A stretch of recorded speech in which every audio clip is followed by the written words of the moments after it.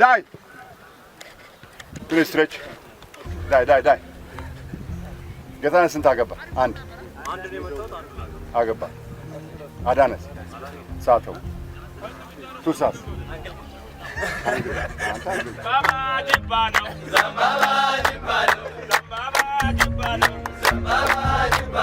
ሳሊዬ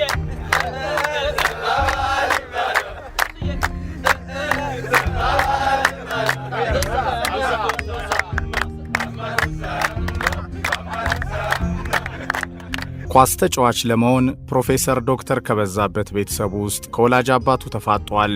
በቆሻሻ መጣያ ማዳበሪያዎች ውስጥ እየተደበቀ ደጋግሞ የትውልድ መንደሩ ሐዋሳ ቄራ አቧራማ ሜዳዎችን ረግጧል። ከህልሙ ለመኖር ግን ጸንቶ ታግሏል። መውደቅ መነሳትን በሕይወት መንገዱ ያውቀዋል። ተማር ልጄ ቅሪላ ለምንህ የወላጅ አባቱ ትግል ግን ከጸጋ በረከቱ አላስቀረውም። ከውቢት ሐዋሳ ዕውቅ የእግር ኳስ ባለታሪኮች አንዱ ነው። መነሻውን ከወፍጮ ሰፈር አድርጎ ከቄራ አቧራማ ሜዳዎች እስከ አፍሪካ ዋንጫ የደረሰ ፈጣን፣ ቀልጣፋ፣ ብልጥ፣ ደፋር በሁለቱ የሜዳው ክንፎች የሚበር ባለታሪክ ነው። በአሞራ ገደል የሐዋሳ ሐይቅ ዋይቶ ከጥሬ ዓሣ ፍሊቶ ፍቅሩ ጋር የጎመራ በቄራ ያልተመቹ አቧራማ ሜዳዎች በባዶ እግር ኳስ ጨዋታን በፍቅር ጀምሮ በአፍሪካ ዋንጫው ከነጆኖቢ ሚኬል የተፋለመ ሳተና ነው። በኃይሉ አሰፋ ቱሳ ይባላል። ጓደኞቹ ከሁሉ ተግባቢ መረጃ አዋቂ መሆኑን ተከትሎ ሚስተር ጎግል ይሉታል።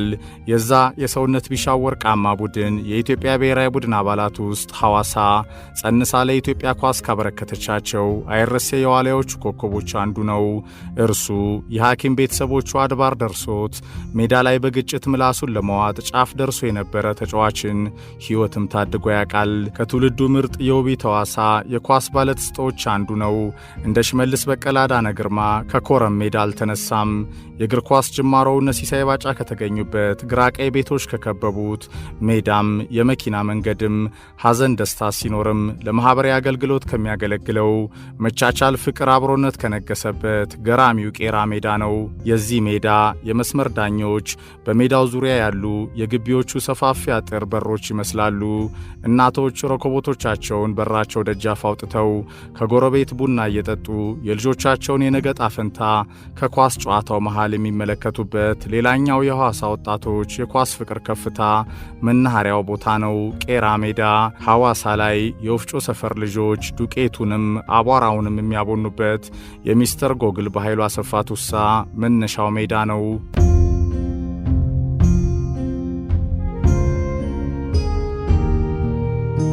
እንዴት ናችሁ ክቡራትና ክቡራን? ኤፍሬም የማነ ነኝ።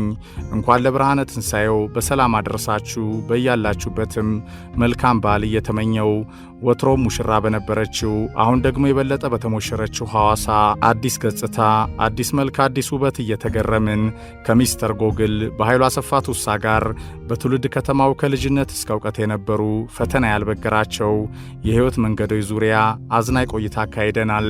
አብራችሁን ቆዩ። አሁን ቄራ ሜዳ ነው ያለ ነው። እስቲ ከእድገትህን ጀምር። ከዚህ አይነት አቧራማ ሜዳ ቄራ ሜዳ እስከ አፍሪካ ዋንጫ ተወልጄ ያደግኩት ያው በድሮ አጠራሩ ወፍጮ ሰፈር፣ አሁንም ወፍጮ ሰፈር ነው የሚባለው። እንግዲህ ለቄራ ሜዳ የኛ ያው ቀበሌው በ02 ቀበሌ ቢካተትም አብዛኛው በአቅራቢያ ያሉ ወጣቶች የሚጫወቱበት የሁላችንም ሜዳ የሆነ ነውና የእግር ኳስ ካሪየራችን እንግዲህ የጀመረው በሰፊ በሜዳ በማግኘት ይሄን የመሰለ የምንመለከተው ያሳደገን ሜዳ ይሄ ነው። እንደው ይሄ ሜዳ ስታየው እንደው ትውስታ ምንድነው? እዚህ ሜዳ ላይ ዝም ብለህ ስታየው ይሄ ሜዳ ማለት በጣም እኔ ብቻ ሳይሆን ብዙ ታሪካዊ ተጫዋቾች ያሉበት ናቸው። ይሄም ማለት ከዚህ ውስጥ አንዱ እኔ ነኝ።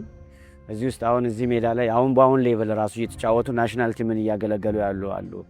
እንደነ ፍሬው ሰለሞን ጣቁሩ። በጣም የሚገርም ነገር ይሄ እዚህ በምንጫወትበት ሰዓት አሁን እንደውም በአጋጣሚ በትሬኒንግ ሴሽን ላይ ነው ያለነው ልጆች በሚሰሩበት ልምምድ ላይ እንጂ ውድድር ወይም ጌሞች ሲኖሩ ያለው የእግር ኳስ ድባብ ስቴዲየም ከምትመለከተው በላይ ነው። ሁሌ አጠገብ ሜዳና የምታዘወተርበት ቦታ ሲኖር አንድና አንድ ዓላማ ይኖራል ብዬ አስባለሁ። ያ ምንድነው? የስፖርታዊ እንቅስቃሴ ነው። ፓሽን ደግሞ ይዘህ ስትሄድ ደግሞ ሁሉ ነገር ተጨማሪ ይሆናል፣ ኃይል ይሆናል ብዬ አስባለሁ። እናቶች ሁሉ ወጥቶ ቁጭ ብሎ የሚያዩበት ነው እዚህ ሜዳ ማለት ነው።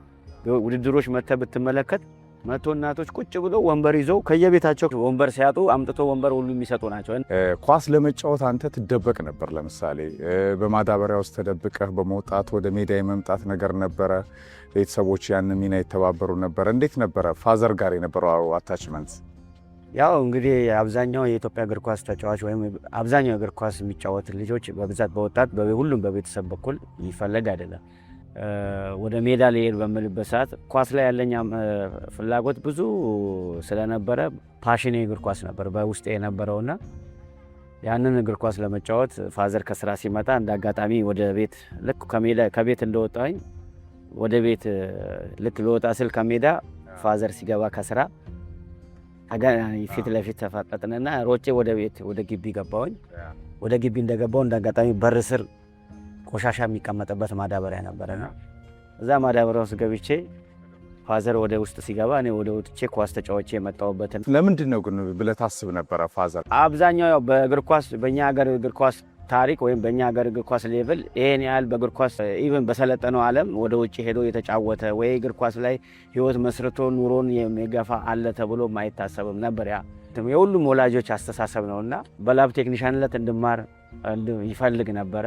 ግን ያም ሆኖ በእግር ኳስ ፍላጎቴ አልተውኩትም። ውስጥ ያለ ፓሽን ሲኖር በእግር ኳስ ህይወት ውስጥ ማድረግ የምትችለውን ነገር የምታደርግበት ነው። ሐዋሳ ነው ያለ ነው። ከአዲሱ የኮሪደር ልማት ሌላ ገጽታ ጋር ሐዋሳ ድሮም ውብ ነች። በተለይ ዊኬንድ ሲመጣ ሁልጊዜ ወደ ሐዋሳ ብዙ ሰዎች ይመጣሉ። ትልቅ የቱሪዝም ከተማ ነው። ያደግክበት ከተማ ነው። ከቄራ ተነስተን እዚህ ደርሰናል ከሜዳውና አሁን በአዲሱ መሰረተ ልማት ከዚህ ከኮሪደር ልማት ጋር በተያያዘ ሌላ መልክ ሰጥቷታል። አልጠፋህም? በእርግጥ እውነትህን ነው፣ ትክክል ነው። ያው ተወልጄ ያደኩበት እንደሆነ መጠን በተለይ ደግሞ በዚያው ባለውበት አዲሱ የኮሪደር ልማት ለየት ብሎብኛል። በጣም የሚገርም ነገር ስመጣ ሁሉ የት ነው ያለ ነው ብዬ የምጠይቅበት ደረጃ ደርሻለሁ። እውነትም ሐዋሳ ውብ ናት እንላለን፣ በተግባር ደግሞ ሆና እያየኋት ነው ያለሁት። አሁን እዚህ ጋር በምትመለከተው የስፖርት ማዘውተሪያ ነው። የሰውነት ማጠንከሪያ ቦታ ኤሪያዎች ናቸው። እነዚህ ማጠንከሪያ ኤሪያዎችን በእኛ በተለምዶ የምናገኘው በተወሰኑ ኤሪያዎች ናቸው። በተወሰኑ ስፔሻሊ እኛ በነበርንበት በስፖርት ዘርፍ ውስጥ የማጠንከሪያ ስፖርት የምንሰራው በሲሚንቶ በአርማታ ምናምን እየገነባን ነው። አሁን ነገር ግን በዘፈለጠነ ያውም ንጹህ አየር በምታገኙበት በሐዋሳ ሐይቅ አካባቢ። ስለዚህ እዚህ ጋር ደግሞ የምታገኘው ንጹህ አየር ጥሩ አስተነፋፈስ፣ ጥሩ የሰውነት ቢውልድ አፕ የምትፈጥርበት ነው። ይሄ ነገር መፈጠሩ በጣም ከተማውንም ኢቭን በስፖርት እንቅስቃሴዎችንም ብዙ ነገሮች የምታደርግበት ኤሪያ ነው። ናሽናል ቲም ጋር ከመሄዳችን በፊት በተለይ ሐዋሳ የብዙ ስፖርተኞች መፍለቂያ ቦታ ነች። በ3 ክለቦች ሻምፒዮን የሆነ ወደ 6 የኢትዮጵያ ፕሪሚየር ሊግ ዋንጫ ያሸነፈ የክለብ ኬሪየርህን ንገረኝ። ያው እንግዲህ የክለብ ኬሪየር በነበረበት ጊዜ ያው የሐዋሳ ከነማ 99 ዓመተ ምህረት የተቀላቀልኩት ያው በወቅቱ አሰልጣኝ ከማል አህመድና አዲስ ካሳ ነው የያዙት ቡድኑን እና ለ4 ዓመታት ክለቡን አገልግያለሁ። በ4 ዓመታት ውስጥ አንድ ዋንጫ አግኝቻለሁ በሐዋሳ ከነማ 99 ዓመተ ምህረት ላይ። ቀጥታ የሄድኩት ወደ ደደቢት ነው። 2003ን ተቀላቀልኩኝ። 2003፣ 2004 እና 2005 ተቀላቀልኩኝ። 2005 ላይ በነበረኝ የፕሪሚየር ሊግ ዋንጫ ከአዲስ ቡድን ጋር ከአዲስ ክለብ ጋር ከአዲስ ቲም ጋር የመጀመሪያን ዋንጫ ያገኘሁበት ነው። which means በኢትዮጵያ ፕሪሚየር ሊግ ላይ አዲስ ክስተት ሆኖ የመጣ ቡድን በእኔ በዋንጫ ኬሪየሬ ደግሞ ለሁለተኛ ጊዜ ፕሪሚየር ሊግ የበላሁበት ነውና የነበረን የደደቢት እንዲሁም ለኢትዮጵያ እግር ኳስ ትንሳኤ የነበረበት ወቅት ነበር። 2005 የአፍሪካ ዋንጫ ያለፍንበት ወቅት ላይ 2006 ላይ ወደ ታላቁ ቅዱስ ጊዮርጊስ የገባሁበት ነውና ለ6 ዓመታት ቆይቻለሁ። ተከታታይ 4 ዓመታት 2006፣ 2007፣ 2008 አንድ ያለም ዋንጫ ደግሞ ሻምፒዮን የሆንኩበት ዓመት ነውና በጣም በትልቁ ቡድን በታላቁ ክለብ ለኔም የእግር ኳስ ትንሳኤ የነበረበት ከህዝብ ጋር በጣም ሞር እንድትዋወቅ ያደረገኝ 2007 ወርቃማው ዓመት ነው ለአንተ። የዓመቱ የኢትዮጵያ ፕሪሚየር ሊግ ኮከብ ተጫዋች የተባልክበት በጣም ቤስት የሚባለው ሲዝን ያሳለፍክበት ነው። እንደው እስቲ ሜሞሪ ምን ነበር እዛ ላይ? ትንሽም ስሜታዊ ነበርክ። በጣም ኢሞሽናል ያደረገኝ በሰዓቱ በኢትዮጵያ እግር ኳስ ውስጥ በትልቅ ደረጃ በትልቅ ሌቭል ኮከብ ተጫዋች ሆኜ የውድድሩ የአመቱ ኮከብ ተጫዋች ሆኜ ሲሸለም አባቴ ኖሮ በህይወት ባየው ብዬ ስመኝ ከነበሩት አንዱ ነበርና በህይወት ኖሮ ቢጋራኝ ብዬ ነው ስሜታዊ ያደረገኝ። ናሽናል ቲም ያ3 አመት በተለይ አብሮ የነበረ ቡድን ሰውነት ቢሻው የሚመራው የሱዳኑ ሞመንት እንዴት ታስታውሰዋል? የቲሙ ስኳድ እንደምታውቀው ሁሉም መከባበር፣ መዋደድ፣ መፋቀር ያለበት ነው። ማን ይግባ የሚባባልበት የለም። ማናው ኢትዮጵያ የምትባል አንድ ሀገር አለች። እሷን ብሔራዊ ቡድኑን ለማሳለፍ ነው። ሆቴል ይዘን የነበረው ሸበሌ ነበርን። ለሜዳው ቅርብ ነበረ። የነበሩት የደጋፊዎች ስቴዲየሙን ለነገ ጨዋታ ሌሊት 6 ሰዓት ጀምሮ ሲሰለፍ የነበረበት ነው። የሙዚቃ የህዝቡ ዝማሬ ነበረ። እንደውም አረሰው ከዛ ውስጥ የነበረው ዝማሬ ወኔ የሌለው የሀገር ሸክም ነው እያሉ ያልፉ ነበር እና ራሳችንን በታሪክ መዝገብ ውስጥ የምናጽፍበት ነው። የመጀመሪያው 45 ደቂቃ ጎል ልናስቆጥር አልቻልንም እስከ 65 እስከ 60 ደቂቃ ድረስ። ምን አላችሁ ሰውነት? ሰከንድ ሃፍ ላይ አክቹአሊ በዛቱ የነበረን ማረግ ትችላላችሁ፣ ሁሉንም ነገር ማረግ ትችላላችሁ፣ መረጋጋት ነበረ። መረጋጋት ብቻ ነበር የሚጎለን። አይተን እንደሆነ አዳነም ተደጋጋሚ ጎሎችን ያገኘ ነበር፣ ሳላም ያገኙ ነበር፣ ጌታንም እንደዛው። እነዛን ጎሎችን ተረጋግተን ወደ ጎል የምንቀይርበት ነገር ነበር። በሰዓቱ ያው እኔና አዲስ ህንፃ ተቀይረን ገባን። እንደ እግዚአብሔር ሆኖ ደግሞ ያው አዲስ እኔ ለጌታነህ ሰጠው፣ ጌታነህ ክሮስ አደረገው፣ አዳና አገባና የነበረው ሁደት የነበረው ኳስ ኢቭን አዳና አግብቶ 1-2 አያሳልፈንም ነበረ። ተጨማሪ 1 ጎል ያስፈልገን ነበርና በሰዓቱ አዲስም ከኔ ጋር ተቀይሮ የገባ ነበር። አዲስ ክሮስ ያደረገውን አዳነ ሞከረና ሳላዲን ያገባበትና ኳስ ነበር። አዲስ ህንፃ ግሩም ኳስ ሳላዲን አዳነ ሳላዲን ኢትዮጵያ ብሔራዊ ቡድን ሁለተኛው ጎል አስቆጠረ። እዛ ቡድን ውጤታማነት ስኬት ምስጢር ምንድን ነው? መከባበር ነው። ትልቁ ነገር መከባበርና አብሮ መቆየት ነው። ሰውነት ቢሻው እንዴት ትገልጸዋል? ሰውነት አሰልጣኝ ብቻ አይደለም። ባይዘይ ትልቁ ነገር ኳስ ማሰልጠን ብቻ እውቀት ነው ብለህ አታስብ። ማኔጅመንቱ ከባድ ነው።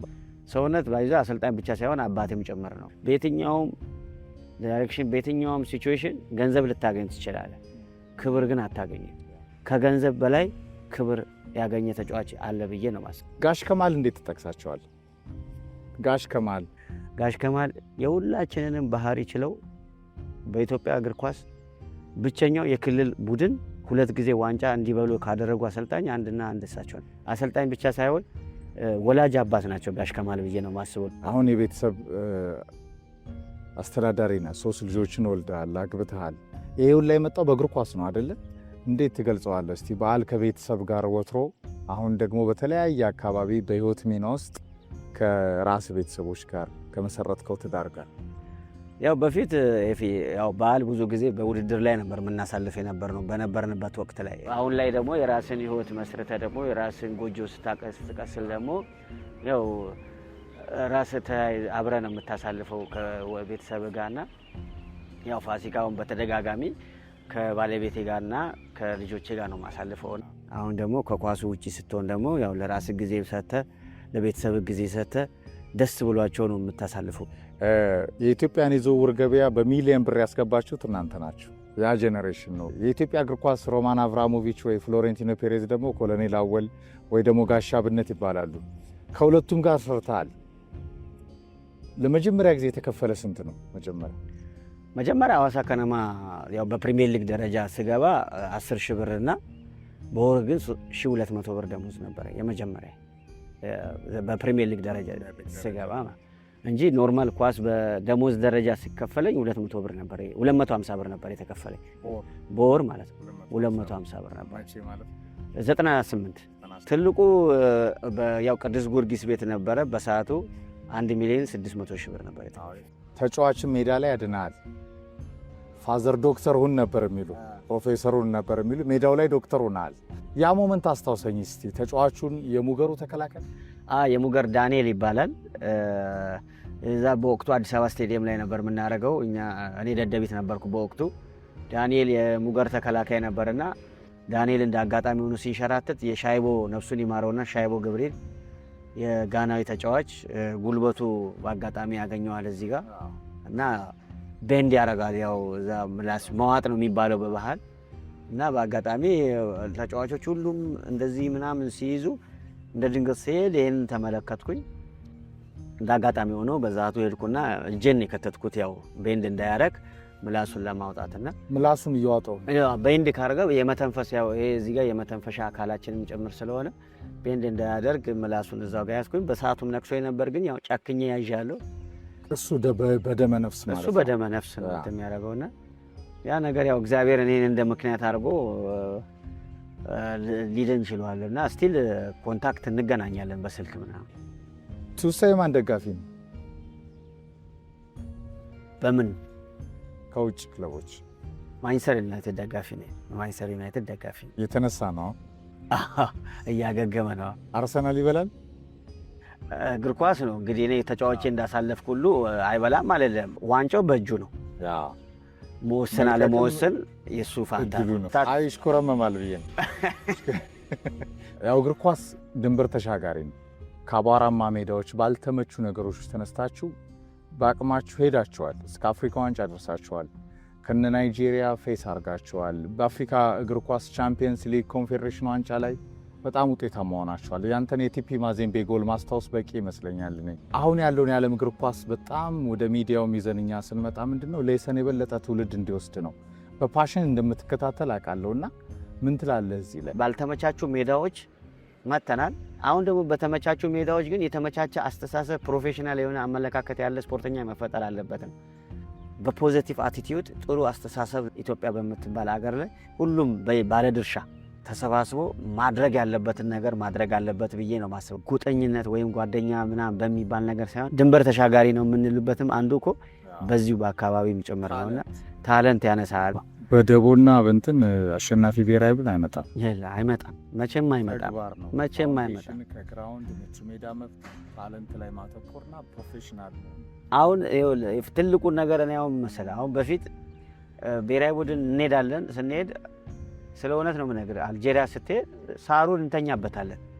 እግር ኳስ ተጫዋች መጥቷል፣ ምንም ባልተሰራ ፋሲሊቲ ባልተደረገበት እያለን እናወራለን። እስቲል እናወራለን እኮ ግን አሁን ደግሞ መንግስት ትልቅ መዋቅር ይዟል። በኮሪደር ልማቶች እየተሰሩ ያሉ ሜዳዎች አሉና እነዚህ ፕሮጀክቶች መሰራታቸው ጥሩ ስፖርተኛ ጥሩ ብሔራዊ ቡድን ለመፍጠር ምቹ ኤራዎች ናቸው። ሐዋሳ ሐይቋ፣ ውበቷ፣ ተፈጥሮዋ፣ ወፎቿ ከአባ ኮዳው እስከ አሳው ጥሬ አሳ ሲባል ፍሊቶ ጨምሮ በጣም በብዙ መንገድ የሚጠቀስ ነገር አላት እና እስኪ ትውስታ ምን ይመስላል እዚህ ላይ? ድሮ ያው ቄራ ሜዳ ኳስ ከተጫወትን በኋላ ሐይቅ መተን በዚች ጋር ድልድይ ነበረች። ድልድዩዋ ላይ መሀል ድረስ ማለት ድልድዩዋ ጋር መተን የምንዋኝበት የነበረበት ነውና እዚህ ስትመጣ ምንም በቃ የምታወጣው ወጪ የለም፣ በነፃ ነው ሁሉ ነገር።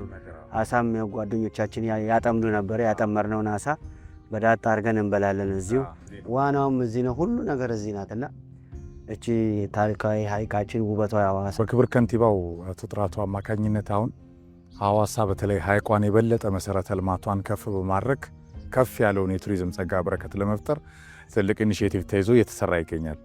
እሱ ላይ እንግዲህ በተለይ በጋራ መተባበርም ያስፈልጋል መላ ኢትዮጵያን። ምክንያቱም ሐዋሳ የሁሉም ኢትዮጵያን ማረፊያ ነች። በዚህ አጋጣሚ አቶ ጥራቱን ላመሰግን እፈልጋለሁ። እንደ ስማቸው ጥራት ያለ ነገሮችንም እየሰሩ እየተመለከትን ነውና ብዙ ነገር ሳፖርት የምናደርጋቸው ነገሮች አሉ። እኔ እንደ አንድ ኢትዮጵያዊ ወይም እንደ አንድ የሐዋሳ ተወላጅ ምንድነው የኔ ኮንትሪቢሽን የሚለውን ነገር ነው ማሰብ ያለብን። እንደ ህብረተሰብ እንደ አንድ ኢትዮጵያዊ ወይም እንደ አንድ የሐዋሳ ተወላጅ ምንድነው ሳፖርት ያደረኩትን የሚለውን ነገር የአካባቢውን ህብረተሰብ ትኩረት ላስተላልፍ ይፈልጋል። አሁን ላይ ያለውን ወቅታዊ የሐዋሳን እንቅስቃሴ፣ የሐዋሳን እድገት፣ የሐዋሳን ለውጥ መጥቶ ማንኛውም ኢትዮጵያዊ ቢመለከት ደስ ይለኛል። በድጋሚ እንኳን አደረሳችሁ ልል እፈልጋለሁ። ከመላው ቤተሰብ ጋር ከተወደዱ ልጆች ጋር መልካም በዓል እንመኛለን። ቱሳይ ወንድማችን ቴንኪው በጣም እሺ።